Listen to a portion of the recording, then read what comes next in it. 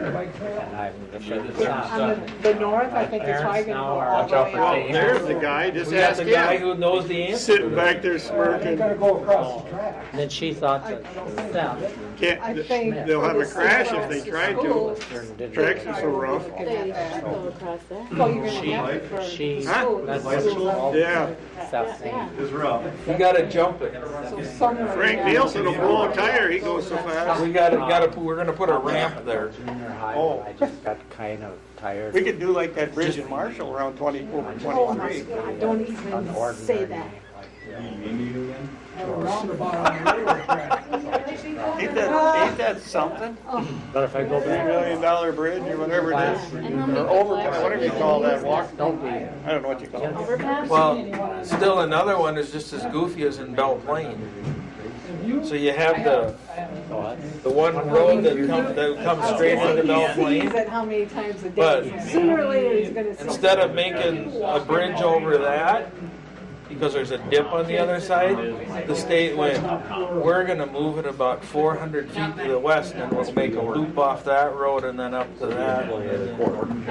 You go to Belle Plaine often? Well, that's where my dad used to Barely go. like a minute. I just wrote that a minute ago, so. Yeah, when you say The they road from Long to So you're saying I might It's sound supposed to be ridiculous done saying end of this is next not year. what I I would You know, if I put around. like something in there that says dramatic pause, don't read that out loud. Almost as far as notes. I mean, Because, you know, you have to, when you come out of New Orleans going up, you have to go to that fancy I house. think I left it on my, Yeah, no, I but left it on my when you get desk. close to, they're gonna make that 4-lane coming up to, what is it, 37 that goes into Okay. City Make office. it 4-lane right there, about the same and then it's gonna come up towards Cortland, and then it's gonna kinda jiggle around it. Kinda the way they did Nicollet, kinda go around it. It went right to voicemail, Jan, and then, and it said Jan or Visu, and the voicemail. And it shows here, but not in my phone. That's weird. I don't know. Yeah. It is in my. We're not doing it. So the old engineers, they all Yeah. know. Yeah, it's nobody. I'm not doing anything with it. Thank you though, Jerry. exactly, but it's been a long time. Is that right now? I think Clock? Diane, is that clock right now? Pretty darn close. I don't have my phone, so I At can't tell you. 6:29. So that's a little slow. How you gonna time it then? 2 minutes. Ken is probably 40 years old. She's a good reporter. Well, she is good, that's for sure. Hey, what happened here? I don't have arms. I feel Ended up down I felt that way for a good portion of the He's day. got my chair. I don't know why that is. Maybe coming back after 3 days. Our legal advisor. I just was too relaxed. Our legal advisor. You realize you're in my chair? Round was You I got didn't think my about arms. working much this weekend, I actually. didn't either. I guess when you're younger, you don't need arms. You're too busy. See, look at Matt, I don't have arms either, so we're good. We have a fight going on. Give my coat back. What is all this going on over What here? are you doing over there? Trading coats? Chairs, I think. Trading One chairs? doesn't have. George needed arms. George needed arms? I see you got two right on your body right there. What's the problem, George? Just in case he falls asleep, he wants Okay. to be able to roll. Are y'all ready? Yeah, are you done? Okay, we will call to order the regular meeting for the Tracy City Council for November 14th. I pledge allegiance to the flag of the United States of America and to the republic for which it stands, one nation, under God, indivisible, with liberty and justice for all.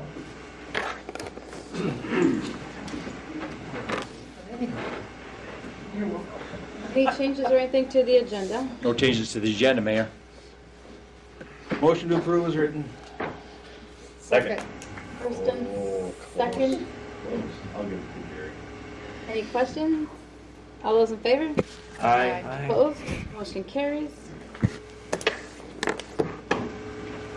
We have an Employee of the Quarter award to give out tonight for Mr. Jeremy Hall. So Jeremy has been with us for a very short time, but has made a very big impact. He is known for his friendly smile and helpful attitude. He has been a wonderful employee, and we are pleased to honor him tonight. So you want to come up here, Jeremy? she presented a book.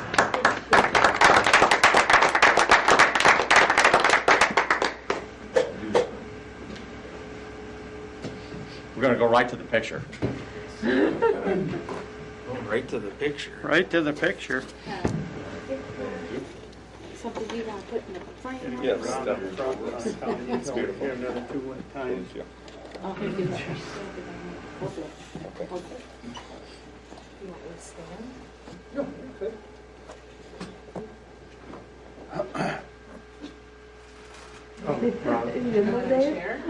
You're covering up Dave, you don't want to do that. No, get back in there. Seth, can you come in as well? Yes. Okay, ready? 1, 2, 3.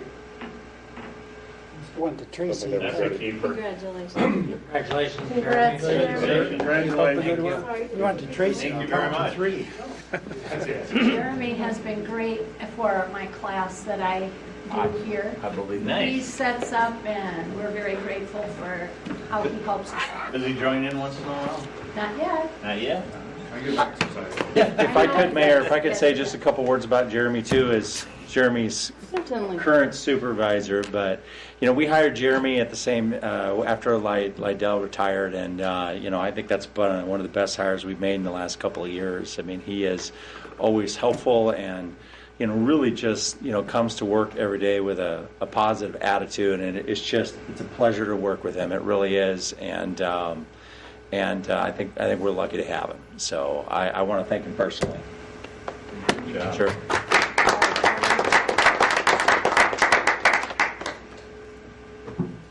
Anybody from the public that would like to talk about something that is not on the agenda?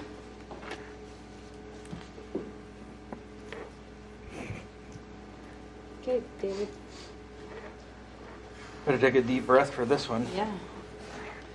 Make a motion to approve the October 24th council minutes, approve municipal accounts payable without breakthrough beverage, approve the August 4th library minutes, approve the October 3rd planning commission minutes, approve the October 12th park board minutes, approve the Chamber of Commerce request for their parade of lights, and approve Resolution 2022-94 establishing the polling place location for the city of Tracy for 2023.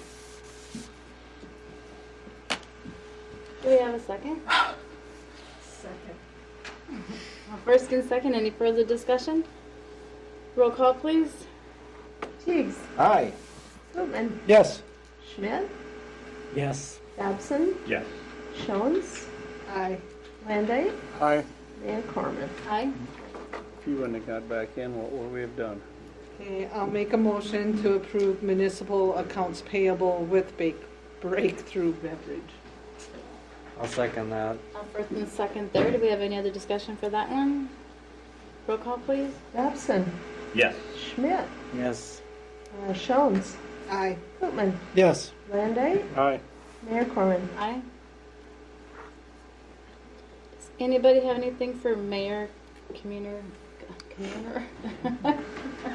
council of communication? I've got one point. I'd just like to remind the public that this Saturday we've got the Hmong New Year celebration coming up at the high school, and a lot of really interesting dances and exhibits and so forth about our It's Saturday the 19th. on Saturday. Yep. Yep, that is the 19th. How does that start? I believe the 9 to 3 approximately. Thank you for bringing that up. Anybody else have anything? Nope. Okay.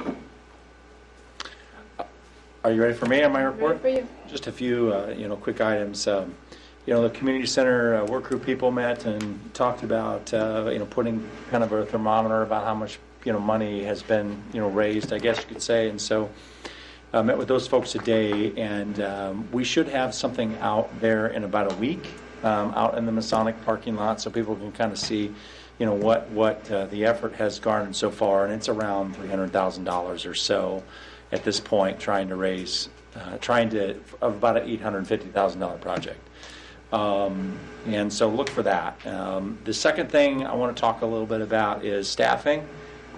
We don't have everybody here yet, but we theoretically have everybody hired. Stacy Kokish, who is our new finance clerk, has been here for a couple weeks. She started taking some transactions today for tabs. It takes a little while to do the license part of it because the state has to do a background check and approve everything. It's kind of a little bit longer process to do that portion of it, but we're getting her trained up, and that's going relatively well. I know people are going to be asking the question, when are we ready to go back to our regular hours again? I'm not comfortable with that yet, knowing that she's just kind of started some of these transactions, plus can't do the DMV, or the driver's license part of it. But I'm sure that will be by the end of the year. I just don't know exactly when yet. We will do it as quickly as we possibly can. Some of that depends on what how quickly the state approves her to do these kinds of transactions. We hired a finance director to replace Krista Listel. His name is Tyler. He starts on November 30th. He lives here in Tracy with his family, and so I know a lot of people are going to like the fact that he's a local person. He has a degree in accounting from SMSU, and currently works remotely here in Tracy for Hennepin County as an accountant for them. And so he has government accounting experience and a degree in accounting, and so we think that he's going to be good, and we're excited about that. And he starts on November 30th, and so we're going to all kind of work to get that office back up to full speed again. It's been a difficult journey, but I appreciate everybody's patience. I know that we're not the only ones that are dealing with this. I mean, you go into stores all the time, and people seem like they're short-staffed, but we should be fully 100% go here pretty soon. The only other thing that I want to add is that the last big project that we have to complete this year is the comprehensive plan. This has been a long time coming, but the Planning Commission reviewed it last week, and they'll have another look at it again in a few weeks, and then we'll be bringing that to the City Council before the end of the year. And so that's a project we've been working on for about a year and a half at this point, and these things usually take that long, but we're excited about it, and that'll be a big weight off our shoulders to have that complete. Other than that, I don't have anything specific to report unless anybody has any questions about anything that's happening. So the comprehensive plan, that'll be reviewed by the Planning Commission on the first Monday of December, is that right? Yeah, and I have some trepidation about bringing you the comp plan the same day that I'm bringing you the budget.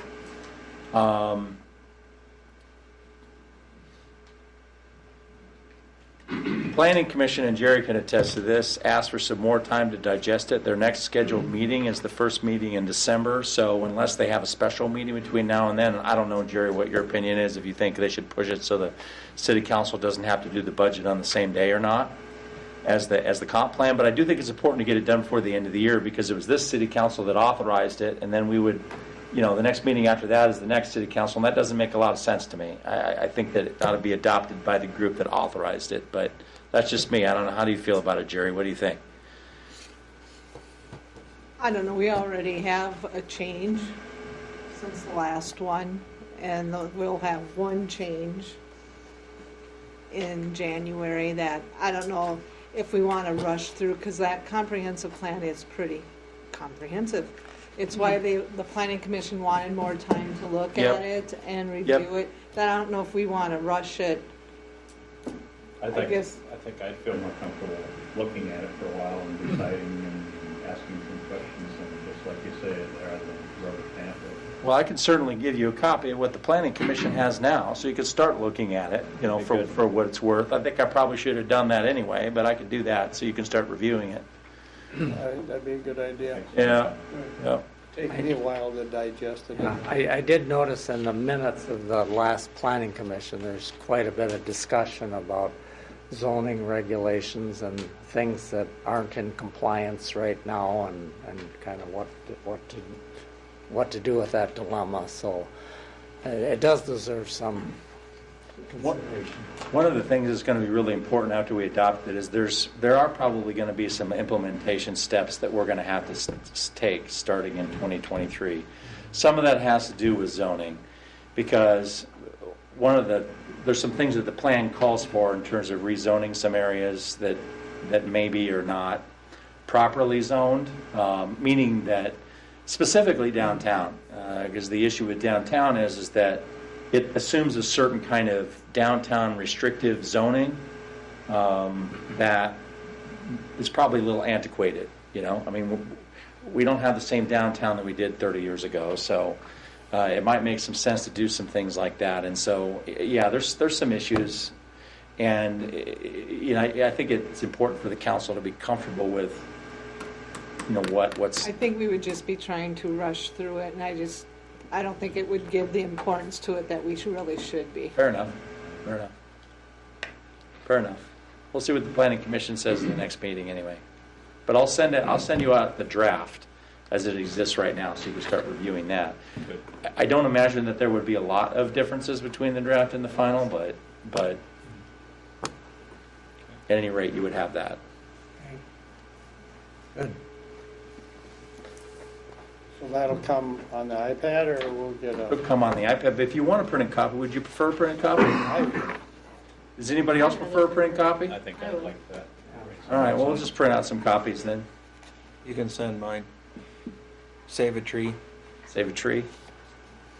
Well, if I knew how to print out this thing, I would, but, If it's something like that, I'd rather have it in my hand than. yeah.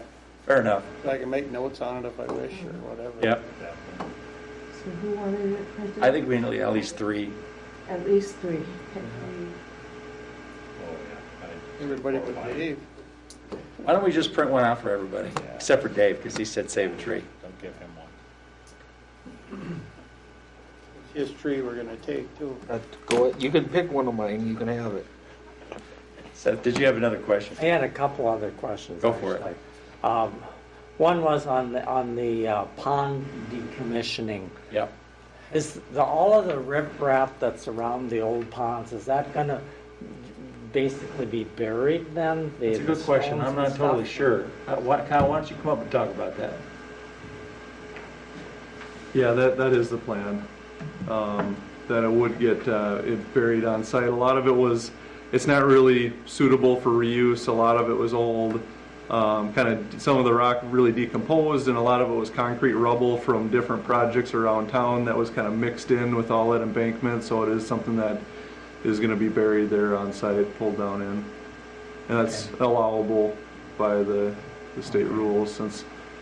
Well, that actually relates to my question is, you know, if we had a new project that we had to have stones and rocks and stuff, that would be pretty expensive to get that stuff. So I was just kind of wondering if there was a thought on that, and like I said, it was kind of looked at, and like I said, being the mix of both the degraded old kind of limestone and then the mix of rubble and things with it, it just didn't really seem like it was suitable for saving and reusing.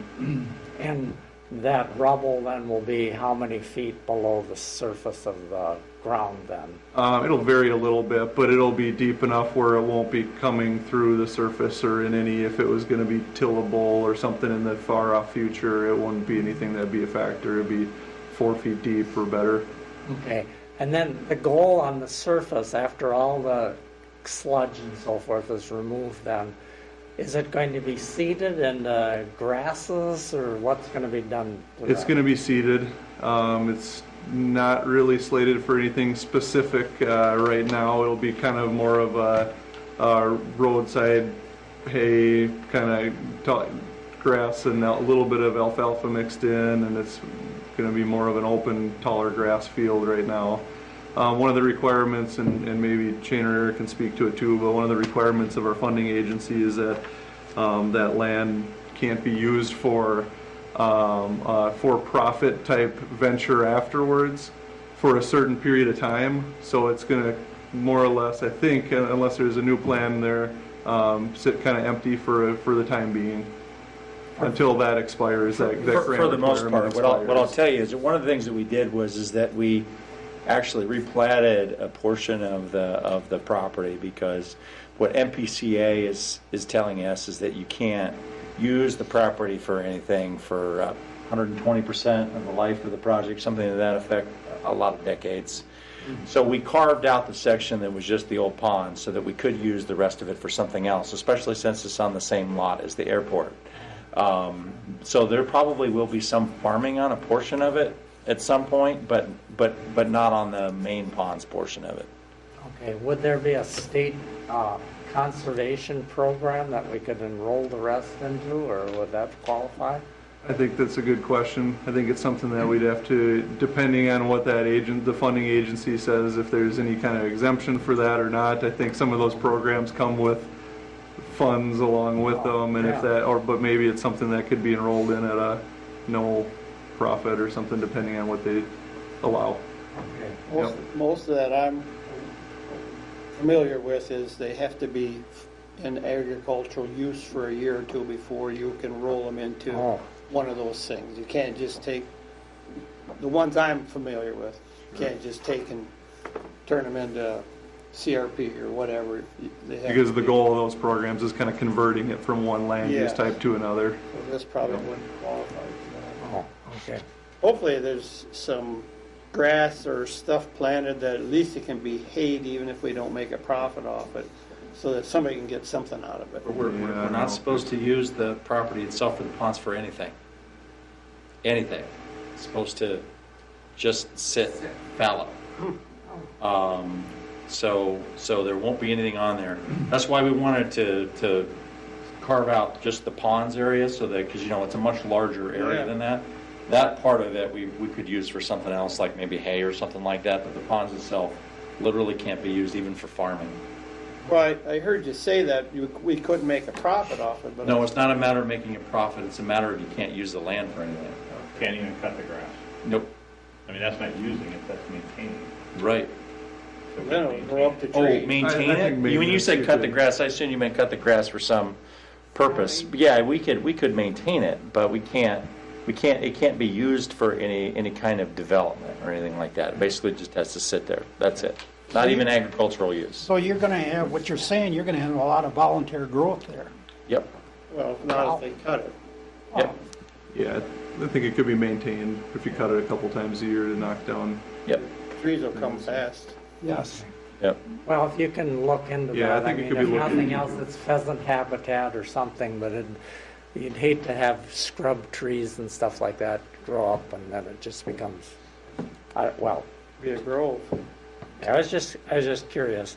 And then one other thing, Eric, for the last number of months on your report on the Wi-Fi free points, and we have several installed now, and we're waiting for them to install the other 5. Any idea when that's going to happen? It should have happened by now. It's been a little frustrating, and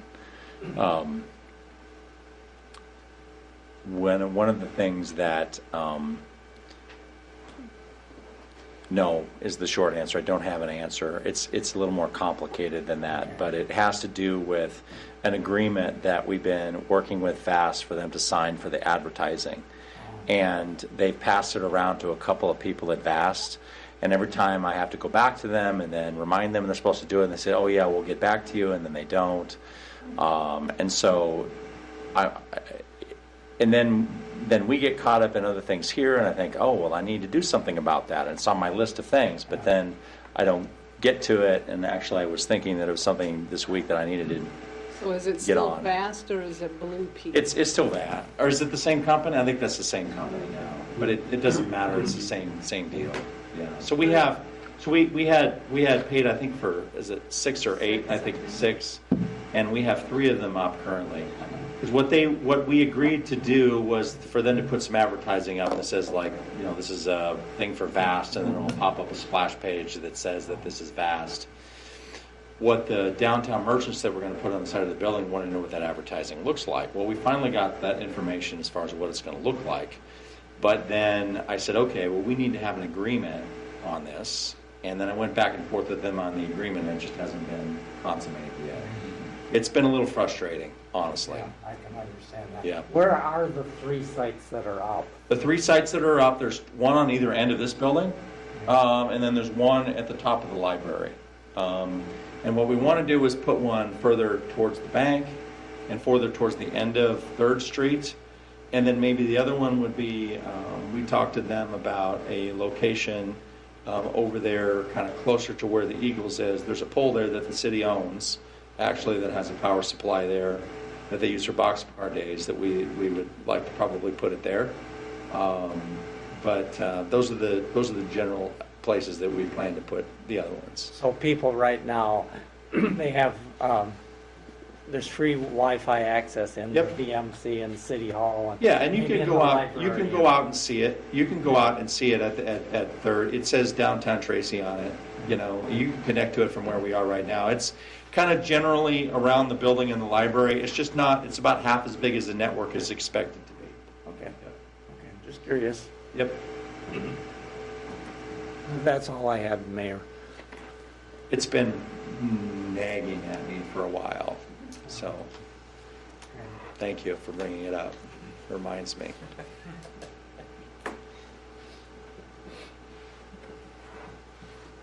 Anything else? I don't have anything else. Anybody else have anything else? Okay, we'll move on to new business. New business. The first item that we have is about employee medical benefits. And I want to walk this through with the city council because this can be a little bit complicated. And Bill Chikuski and I had kind of worked through this a little bit, and it took me a little while to kind of fully understand what we were talking about in terms of employee medical benefits. Currently, the employee medical benefits are through Minnesota PEEP, P-E-I-P. And that's a program that's through the same people that do our retirement benefits, PARA, and it's what's called a claims-based plan. And essentially what that means is that we are part of a large group, and all the insurance premiums are basically the same for the employees, regardless of who they are, how old they are, or what their circumstances are. Minnesota PEEP came back to us and said, you know, we're going to increase your insurance premiums 50% in 2023. Like, oh, well, our contract is up with them, and we weren't too thrilled with the idea of paying more. Does that would either mean the city would pay more, or we'd be asking the employees to pay more, neither one of which is a very good option. So I said, Bill, our insurance broker, I said, Bill Chikuski, I said, we've got to figure something else out. So we started researching a bunch of different options for us. And they are really limited options. And in fact, I had a conversation with Tom about this as well, and some other people. And my understanding is that really Blue Cross Blue Shield has about 80% of the business, particularly in this part of the state, because there just aren't a lot of folks that take much more outside of that anyway.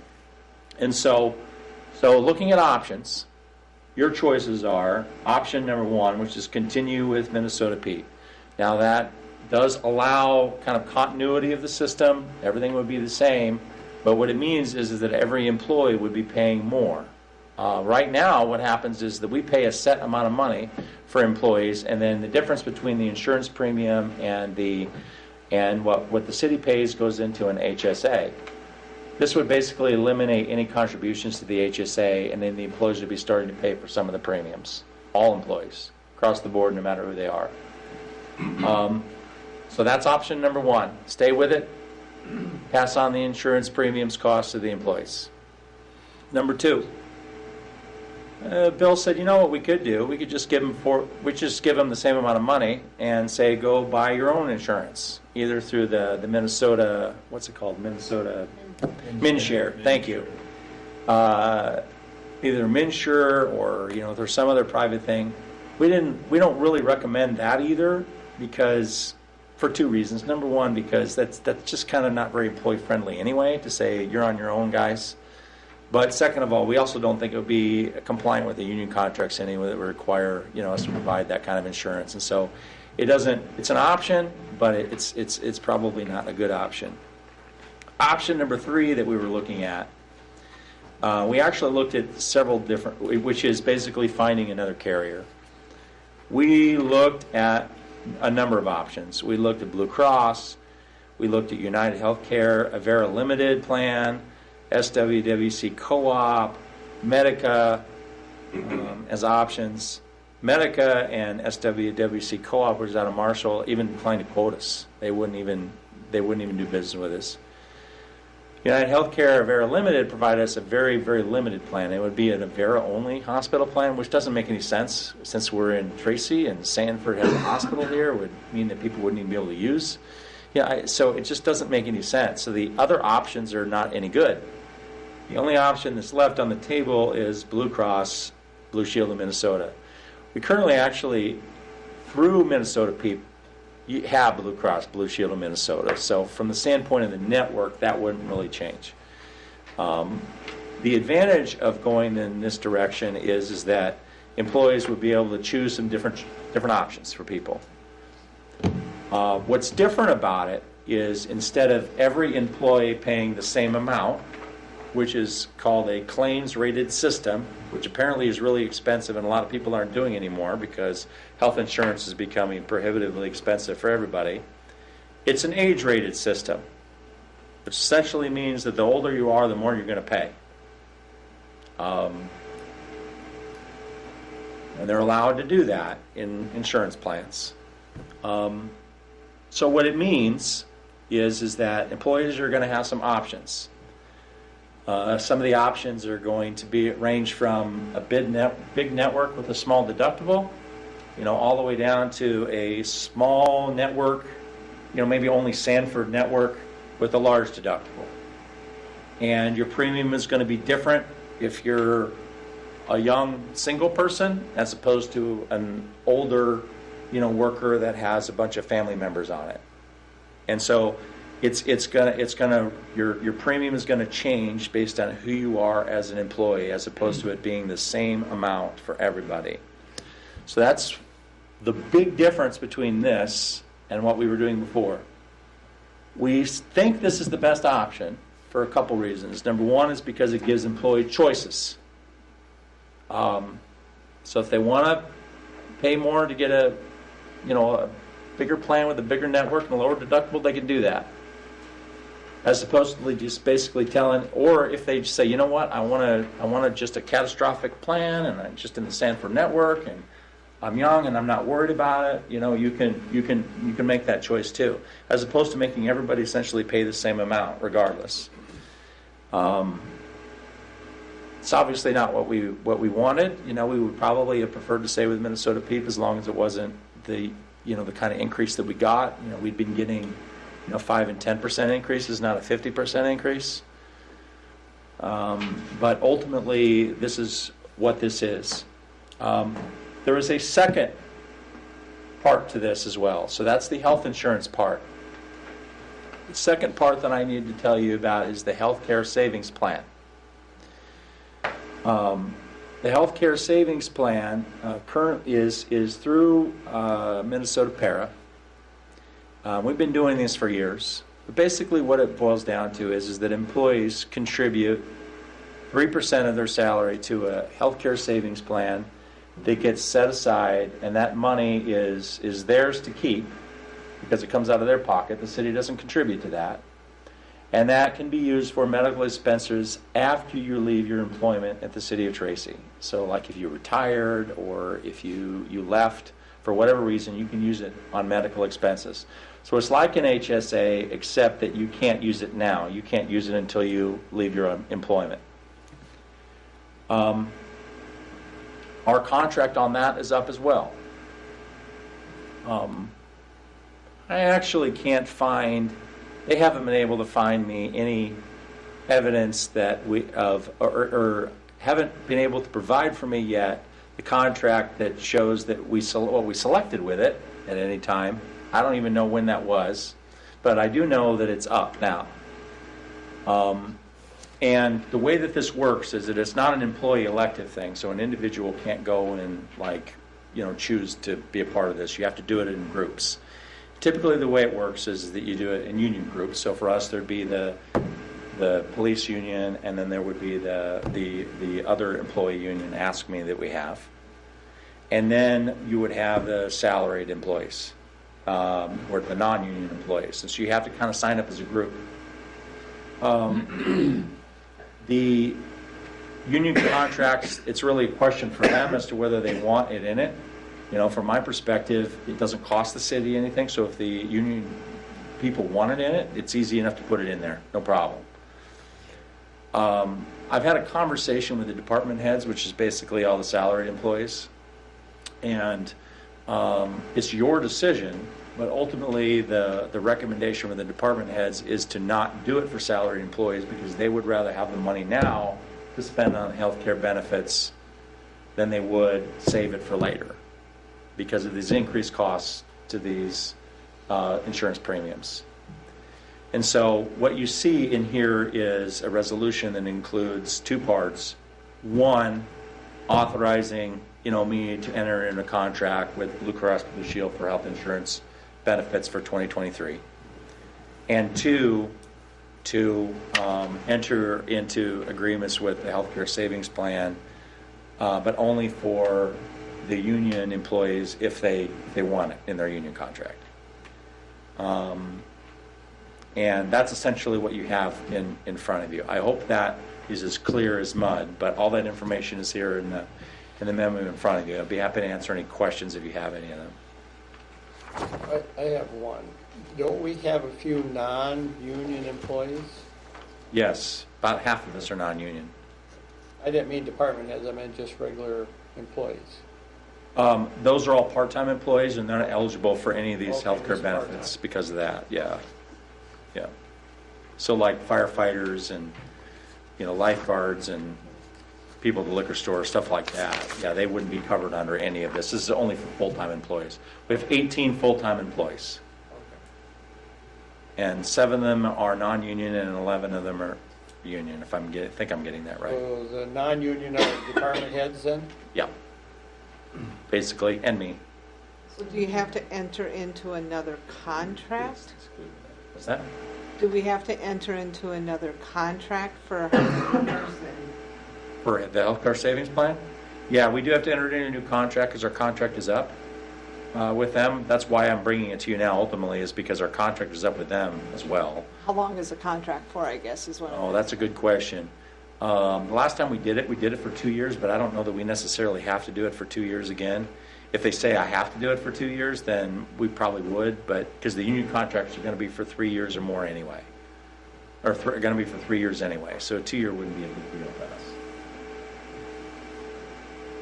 No, I mean, because it doesn't cost us anything. I No. guess I'm just sitting here thinking as insurance costs go up. Okay, so the salaried employees right now are saying they don't want to continue this Right. because of the cost. Right? Well, maybe next year, as they change their insurance mind. is going up, maybe the union employees want to say, hey, I don't want that 3% coming out of my paycheck either now. I want to have that money to put towards the insurance Yep. premium. Yep. So I guess if we can do a 1-year It's going to be contract- dependent about what the union contract says, ultimately. Yes, but if it's not in the union contract, if it's not, If it's not in the union contract, then we won't do it. We won't do it at all. We're only going to do it if the union contract tells us to. The default setting will be we're not going to do it. And then, as I understand, this resolution would keep in effect the city's compensation levels for insurance the same as it is Yes, now. that's correct. It doesn't change any of that. with the blues, do we have to, that's a yearly thing? We don't have a contract with them like we did PEEP? Because PEEP, we It'll had a just be contract. yearly. We'll just sign up for the year, that's it. I would think that it's yearly. It'll just be yearly. So we'll probably be looking at this again next year. And we have to, the reason why we're bringing it to you now is 2 reasons. Number one, because the open enrollment has to happen, but we have to cancel the contract with Minnesota PEEP by the end of this month if we don't want to go that way. Otherwise, it automatically renews. But at least with the blues, we'll have a better idea of what the premiums are going to be sooner than we did with PEEP. We will, yes. So it gives a little bit more time than Yes. this crunch of, okay, we Yes. just were told this is the premiums, now what are we gonna do? Yes. We have to know by the end of November. Yeah, we were really surprised by this. This kind of hit us at the end of October, and we didn't know that this was coming until, I don't know, not even maybe the end of October. It was in October. I don't remember the exact day, but it was a surprise, a significant surprise. Yeah. Yeah, that's a lot. Yeah. So, any other questions? I hope that's clear enough for folks. So when you meet with the employees, because there's not what the premium amount is, it's just for the peep on this chart. Each employee will be given what their premium would be to choose between these 4 plans. That's correct. Just because that was grayed out, so it's like, okay. Yeah, it's grayed out because there's no number different to give. according to age. Exactly, yeah. That's why, as long as when the Right. employees have to make their choice, They'll know it. yeah. I think Bill has that information. Open enrollment is on Wednesday too, so we'll know about this pretty quickly.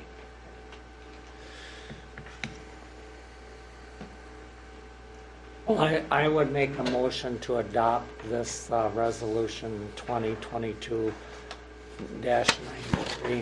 I guess I support it because it does provide employees more flexibility. I'll second. First and second, any further discussion? Roll call, please. Van Dyke. Aye. Krugman. Yes. Schmidt. Yes. Jones. Aye.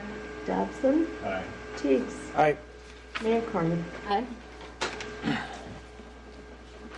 The next item is just a very simple amendment to the agreement between the school for the use of VMC. Of course, the school uses the VMC. They have an agreement through 2028. The Bill Tower at Community Ed has started to do volleyball for adults on Sunday nights, and it's going to start doing pickleball here pretty soon too. I mean, the idea is, can we use the VMC more for more things, provide some programming through Community Ed through adults, which is something you all have wanted as well. When I met with Bill and Chad Anderson about it, we looked at the agreement and realized that the agreement does not actually include Community Ed for adults. It's specific to only school-sponsored sports. That's it, for 7th through 12th grade. So they can't, in the current lease, use it for Community Ed activities beyond just 7th through 12th grade sports. I think at the time when it was written, that's what they were doing, but this is different. And so this would allow basically what we want to partner with them on anyway, but just basically just would add some language to the agreement that would allow adult program through Community Ed activities in Exhibit B, which I thought we were supposed to include the agreement as part of the packet. No, I told you to. That's why I sent it to you. That's okay. It's not a big deal. It's in here. We can add it to the official proceedings later. It's just in Exhibit B. It lists all the activities, and that's all it would do is just add Community Ed activities for adults. That's the only change. And then the mayor and I would have to sign the addendum to the agreement, and that's it. Along with that, would they bring in JO volleyball too to be in on that? That's not through Community Ed. That's a private, that That's you a separate pay group. for- You pay for yourself or for your child to do that. Do these activities, adult volleyball, pickleball, will there be some fee for the people to participate with? I think there's a small fee, but I don't think they're sure exactly how that's going to work yet at this point. Pickball hasn't started yet. I certainly support the idea of increasing the use of the VMC. I mean, that's great. That's what we would like to do. We do need to recognize that there is a cost to having someone in there turning the lights on, and the heat is, I don't know, I'm just wondering, is there a possibility of negotiating a small something to cover the increased utilities or custodial fees or garbage or I don't think there'll be any increase in utilities because we're going to be paying, we have to pay for the heat and, you know, the lights would be nominal. But there might be a little bit of additional custodial.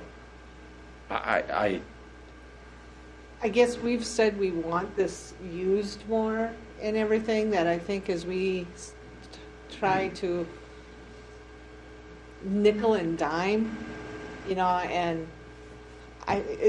it's such a gray line. It is. It's such a gray line of who we charge, who we don't charge. I wish someone from Tracy would have won that Powerball so that we wouldn't be worrying about this. I tried. I think we all probably tried. But I guess right now, I'm thinking we just need to get people in here using this facility. You know, I agree there are some charges.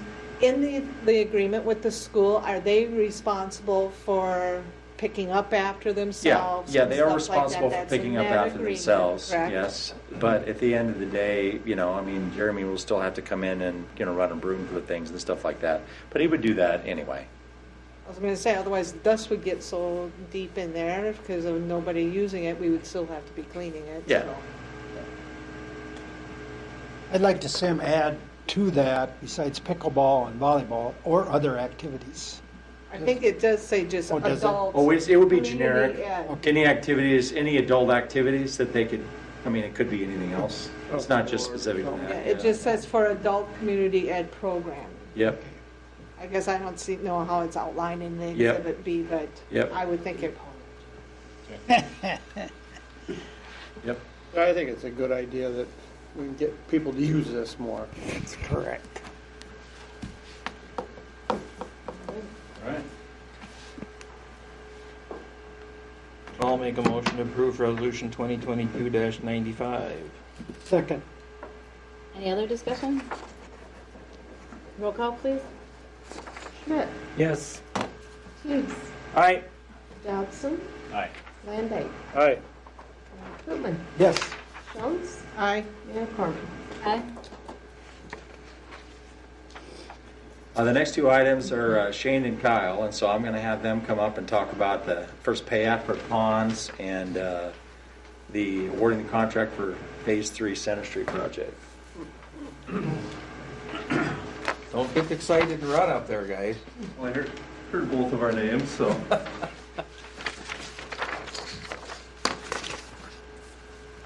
Our item number 3 on the agenda here is payoff number 1 for the pond decommissioning project. That's for the work that was completed through the end of October. The first couple weeks, just getting things started on the site, getting some trees taken down, erosion control up, and the first little bit of the biosolids removal. So that it's I guess relatively small in the grand scheme of things for this initial payoff, but it's yeah, things are going along pretty good out there.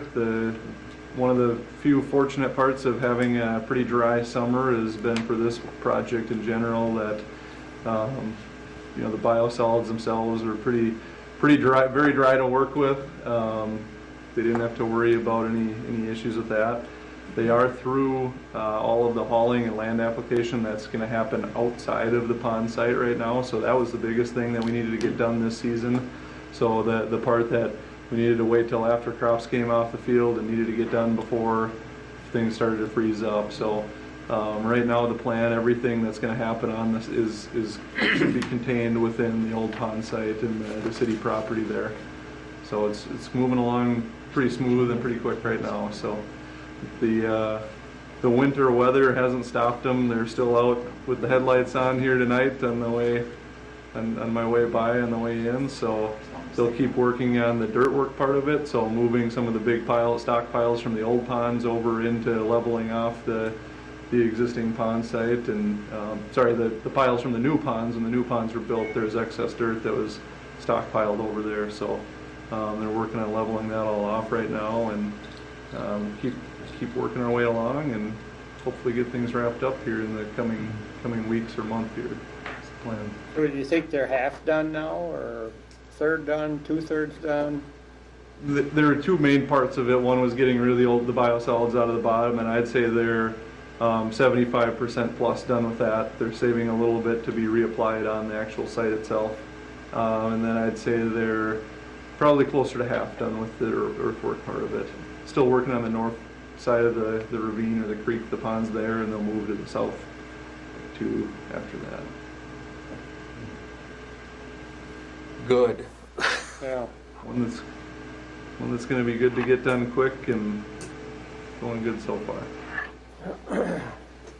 This is nitpicky, okay? But I'm probably just not reading this correctly. It says we've made no previous payments, but the amount remaining after previous payments, change orders, and retainage, it drops down only like $16,000. And I know when we're talking a $2 million project, $16,000 is pittance, but The math doesn't add up. no. Yep, yep. So what is the math? You're right, it doesn't. You know, I know it's only $16,000, but Well, it's 1.993 minus 313. So what this is in line 4 is the total completed to date. That 329,000 is how much work they've done. The 16,000 would be 5% of that number, so that's what's retained. The city holds on to that. We don't pay them that 16,000 right now. that's right, in case something's wrong. Exactly. Because that's why we like that retaining. And so that 329 That's why we minus let the these guys 16. answer the question. I hope, I think we're right. So, If you go to the worksheet, it works.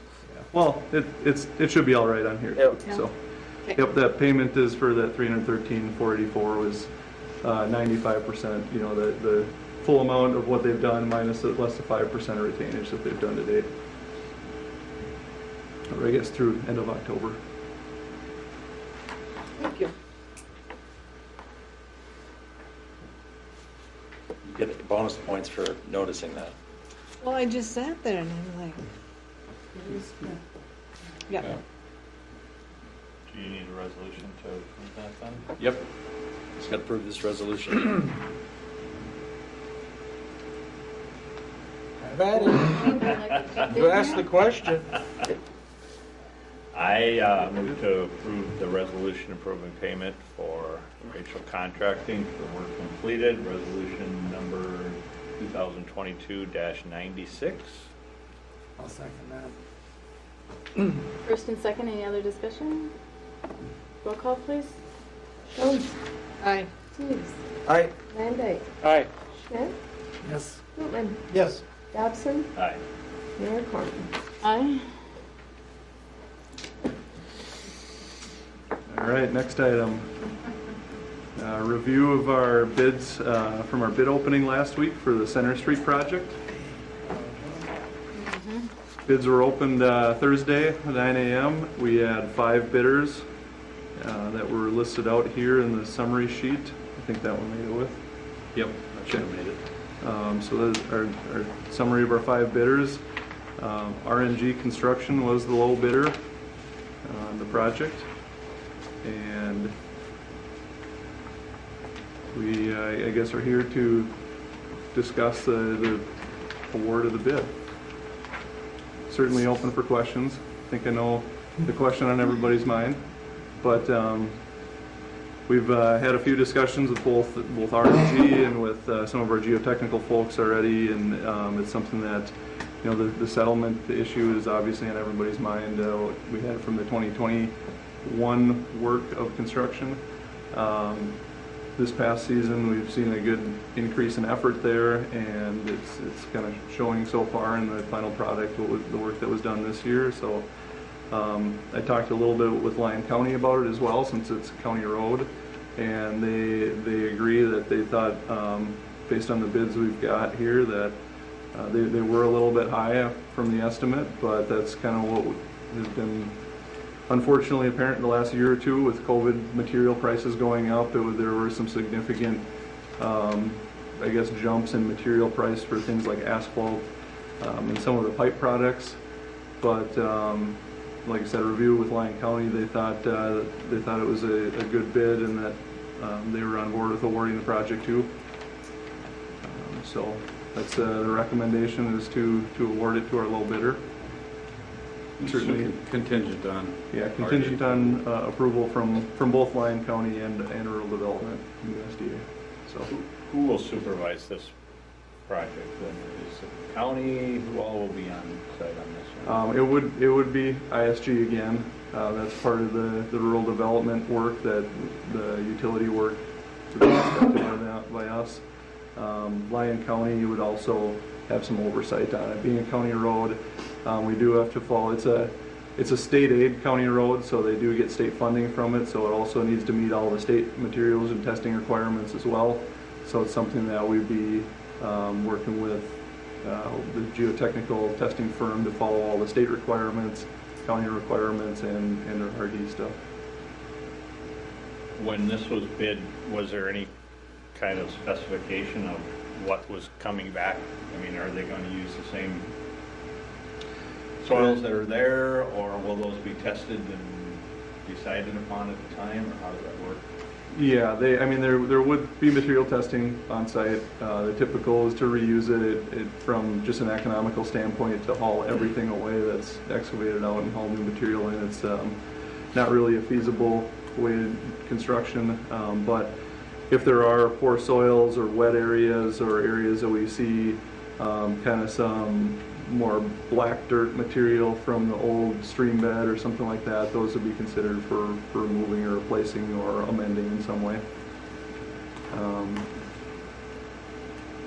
So what safeguards are going to be put in place that we are satisfied with the workmanship? Yeah, I think it's going to come down to getting together up front. I think, again, I mentioned the workmanship that was kind of between 21 and 22 here. We saw a noticeable increase of effort and the level of workmanship. We're not seeing any issues with the work that was done here in 22, and we want to continue that and build on it going forward. So I think it would be, meeting with our contractor and geotechnical firm up front to have kind of a plan for that. I think it would also include increased testing and inspection and the compaction and the trench work that's going on. And that would be you or your company that would be doing that, having those conversations? The oversight on that. I mean, I want to make sure everybody's on board with this and that we're all in it together, that everybody's comfortable with this too, right? I mean, we want to make sure to have that conversation with everybody as a group, just from, like I said, I talked a little bit with Shane and Eric about it, and I said, we want to make sure everybody's comfortable with what's going on. It's not necessarily we'll provide a recommendation, but we want everybody to be comfortable with what's happening. So I think that we're all basically in agreement that, $600,000 is a lot of money difference, but we're all a little scared about the product we're going to end up with. And so can you just double check them a little more often than you did the last time? Absolutely. Because honestly, I don't think 6th Street is any better since they fixed it than it was before. Do you think, when you drive down that street? I think And I don't know about the rest of them, because that's the one I traveled the most, but... Sure. I think there's been more settlement since they did the repairs here in September. First season of work. Yep. Mhm. Yeah. Well, because this is a higher tonnage road, is there increased testing? The testing has to have a whole different compaction, I would think. There is an increase in the road section and the amount of materials that go in there with the asphalt and gravel and subbase below it. Would that somewhat limit than what we've experienced at other sites, and that, what they're beginning with and the layers would prevent maybe some of the settling, or? It could, but I still think some of what we're seeing is further down below, so I think it's still something that needs to be at the, it's some of the lower levels of it. Yeah, from down on the bottom of the trenches, it's where. Yep. I've learned more about compaction than I've ever wanted to know in my lifetime. But I don't want it repeated on a second project. Not that one. Agreed. And so that's where I think we just need to know there's reassurances that, because trust me, community members, if they didn't read it on the agenda beforehand, now that are listening are all going to be wondering what we were thinking. And so I want to be able to answer them that there are these reassurances that there's going to be more compaction testing, there's going to be more on-site oversight. Yeah, absolutely. If I could add one other thing, council member, one of the things that people, I have heard, anecdotally from people, and there's maybe a bit of a misunderstanding that I need to clarify. One of the questions that people have asked us is about the current project that we have, like the issues with the compaction on 6th Street and 7th Street and whatnot. People say, oh gosh, who's paying for that? And the assumption is that we're having to pay for this problem. Ultimately, it's on the contractor to fix it and make it right. And we're not going to sign off on it until that happens. And so when we're talking about the money, and in reality, RNG was $1 million less than the next previous bid on that project, and there's $600,000 less here. And so we're not going to have to pay more. We just have to monitor it to make sure that they do it correctly. Because I'm sure that people might say, well, geez, what happens if they don't do it right? Are we going to have to pay to fix this later? No, we just stay on them until they get it right. And that might mean in the spring that if they can't get it right, that they end up paying liquidated damages, for some period of time. We'll have to see, how all this shakes out on this project over here. But it isn't going to cost us more. Is an important point to make, I think, here. No, I agree with you, but it's disheartening that supposedly they fixed that compaction problem and everything on, let's just say 6th Street. And now there's been even more settling. Well, what we told you and what the contractor told us is that we wanted to wait through another winter season to see if there was more settling. We said so that. The contractor didn't say no, but the contractors. It was the contractor's recommendation to wait to finish the project till spring, which is why we brought that to you. No. I don't think so. That's not how I remember. I remember specifically saying I think we should wait. Okay.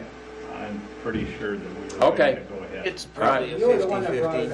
I know it is. Okay. Well, the thing that bothers me even more showing up now, you think, I don't drive that street much, but what about in 5 years? That's the thing. I mean, they'll be here as long as they're here. But we have some other streets in this town that now are 5, 10 years past and it's still settling. And that's the scary part. We can't do anything other than do our best with that. But, shame on us the second time, the third time, or the fourth time. That's why I want the reassurances, that there's going to be more safeguards, more monitoring. Somebody there. And I guess I'm looking absolutely. at you Yeah, because... that's part of the plan. And your company's not going to charge us more for additional monitoring and on-site? We're going to put a focus on that. We're on site all the time. There's a lot of stuff happening. There's a lot of different things that go along with that inspection, but there's definitely a heightened sense of awareness surrounding that particular piece. Yeah, I think that'd be like your one-on-one fire and what you're expecting. Absolutely. Let's just say our eyes are more open going into this one, and hopefully we can, I don't know, Well, say our it better prayers. not happen again. Yeah. That's all I can say, holy moly. If I could take a little different slant, I guess I'm concerned that the low bid is $400,000 more than the estimated engineers, or estimates from the engineers, and the others are a lot more. And is this something that we're going to have to look forward to in future projects? That just there's so many projects out there and there's only so many contractors that can do these jobs that it just seems like we're getting into kind of a escalation of costs here. Definitely a concern. Yeah, I think right now there's a lot of work, like you said, with some of the different funding programs and things like that. There are a lot of projects out there. I think that's where you see some of the high bids. Maybe not all of these bids necessarily, but some of the higher end are contractors saying, well, I can bid a whole bunch of projects and maybe one of them will stick. But Supply and demand is a piece of that too. Can I ask a follow-up question? yeah, there's two pieces to that. Kyle, do we have enough funds to cover the $400,000 in engineer's estimate in this? Yeah, that we, beyond this, we still will be looking to take on the rest of that sewer lining or some other type of sanitary related project here to finish out the rest of the USDA funding and contract. Okay, anybody else have any other questions? I got one question here. The 3 mil, that's what the city is responsible for, correct? That's not split with the county. The county, they This must have another price too then, right? This is a total No. project, so the county is funding 1.7 million of the total. Okay. Yep. So did our piece of that pie increase then with this bid? Shouldn't, you know? County's only given so much. Are you talking from the estimate? Yeah. I mean, what did we build in when we were taking a look at bonding and everything? Do we have room? Yes, Okay. more than enough room. We're going to have extra. The next question that we're going to bring to you is how do we spend it? We just don't know exactly how much extra yet. That's what we've got to put our pencils into. But the county did not increase their amount to this project No. because the bids came in higher. No, they did not. Additional 400 is being absorbed by the city portion. Well, the way that the contract is written with the county, that the county and the city council signed, is that they would contribute a maximum of $1.8 million in state aid funds. So it might have been less if it was a lower bid, but state aid funds only cover certain portions of this project. It covers the street portions, and that's pretty much it. So the sewer and the water and the sidewalks and stuff like that, we're all on the hook for that. So I don't actually know how much the street portion of it increased. All unit price, so. It's all unit price, so I have to look at it. Yeah, we can look Most at of what it the would have been difference ours, is what it amounts to anyway. Kyle, when is the start date, and when was the completion date?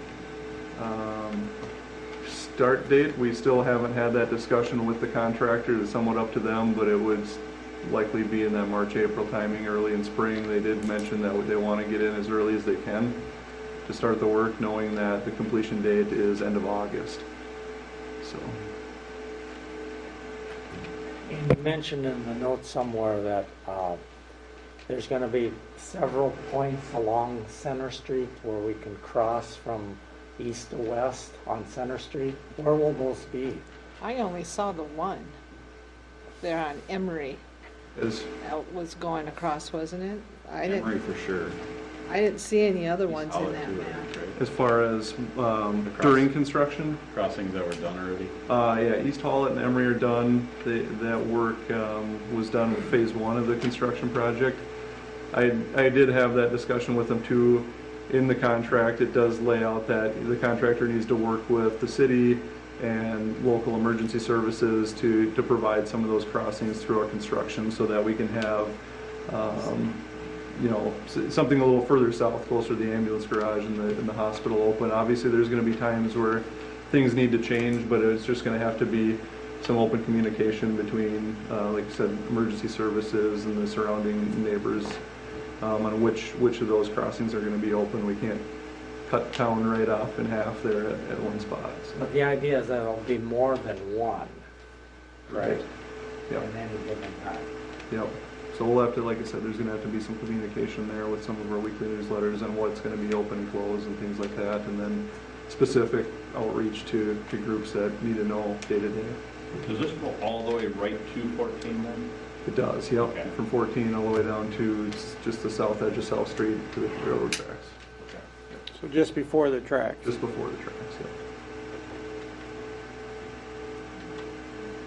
That culvert under the road before the railroad tracks, is that addressed?